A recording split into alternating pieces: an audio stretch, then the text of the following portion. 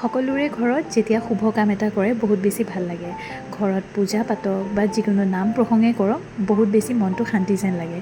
আমাৰ ঘৰতো দুদিনমানৰ আগতে সত্যনাৰায়ণ পূজা এভাগ পতা হৈছিলে। আচলতে সত্যনাৰায়ণ পূজাৰ নাম শুনিলেই বোলে আহিব লাগে, আৰু যিসকলে মোৰ ঘৰলৈ অহা নাইকিয়া তেওঁলোকৰ বাবে ভিডিঅ'টো দিলোঁ। আপোনালোকে সকলোৱে মনৰ পৰা এটা প্ৰাৰ্থনা কৰিব, আশা কৰোঁ আপোনালোকৰ মনোকামনাবোৰ পূৰ্ণ হ'ব। চ' আজিৰ দিনটোত আমি সকলোৱে একেলগতে লগ হ'লোঁ আৰু বহুত বেছি ভাল লাগিলে, কাৰণ পূজা পাতল হওক, বিয়া বাৰু হওক, তেনেকৈ আমাৰ ঘৰৰ মানুহখিনি সদায় লগ হোৱা হয়।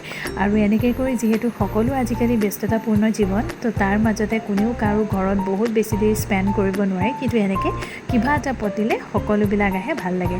এইফালে আকৌ মই কেমেৰা কৰি থাকোঁতে এইফালে মা আৰু খুৰী একদম ব্যস্ত কথা পতা। মা আৰু খুৰী দুইজনী অকণমান একেই হয় যে, বহুতে মোক সোধে বাই ভনী। আচলতে মা আৰু খুৰী বাই ভনী নহয়, দুইজনী দেখাতহে একেই। এনেকৈ কৰি আজি সময়খিনি পাৰ কৰিলোঁ, আৰু আপোনালোকৰ লগতো যিহেতু ইমান ডাঙৰ এটা পূজা কৰিলোঁ, চ' সেইবাবে শ্বেয়াৰ কৰিলোঁ। এতিয়া আমাৰ সময় হৈ গ'ল প্ৰসাদ খোৱা, আৰু প্ৰসাদ বুলি ক'লে যে বহুত বেছি ভাল লাগে, হয়নে? আৰু মই যে প্ৰসাদ খাই বহুত বেছি ভাল পাওঁ। এইফালে আকৌ বা দেখিছেনে, প্ৰসাদ আৰু ঘোলৰ কাৰণে গোটেইজনী জুপি আছে। আমি তাইক কৈছোঁ তইনো খাবলৈ পাবি হেৰ', তই ইমান জুপিব কেলৈ লাগে? তাই একদম জুপি চাই আছে। আজি ঘোল বোলে ভালকৈ খাই ল'ব, আৰু তাইক ঘোল বুলি ক'লে বহুত বেছি ভাল পায়। আৰু এয়া সকলোকে একদম প্ৰসাদ দিয়াত ব্যস্ত, সকলোকে দি দিছোঁ।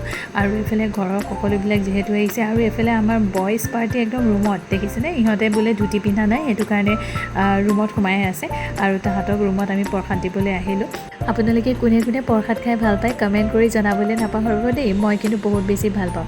আজি তাকে ওলাইছিলে খুৰী, মই, আমি কিজনী এনেকুৱা যে আমি মানে প্ৰসাদ বুলি ক'লে বেলেগ বস্তু নালাগে, কাৰণ ইমান বেছি ভাল লাগে। আৰু যিমানে ঘৰত বুট মগু তিয়াই নথওক কিয়, আপোনালোকে ক'বচোন হয়নে নহয় কথাটো, বুট মগু যিমানেই ঘৰত তিয়াই থোৱা নহয় কিয়, কিন্তু যেতিয়া প্ৰসাদ হিচাপে দিয়া হয় তাৰ টেষ্টটো বহুত বেছি ভাল লাগে। এইফালে একদম পূজা পাতল কৰি মই বহি ল'লোঁ প্ৰসাদ খাবলৈ, আৰু তাৰ পাছত এতিয়া আমি ঘোল খাম। তাৰপিছত ঘোল চোল খাই কৰি তাৰপিছত আমাৰ দেউসকল যাবলৈ ওলাইছে, আৰু যিহেতু তেওঁলোক যাব আৰু বিদায় দিয়াৰ সময়, সেইকাৰণে ঘৰৰ যিহেতু ডাঙৰ বা আৰু ভিনদেউ, সেইবাবে বাই ভিনদেউৱে দুইজনে তেওঁলোকক সেৱা জনাই পেলাই তেওঁলোকক বিদায় দিলে। শেষত আপোনালোকলৈও ঘোল আৰু প্ৰসাদ আগবঢ়ালোঁ। চব ভিডিঅ'টো চাই কেনেকুৱা পালে জনাবলৈ নাপাহৰিব।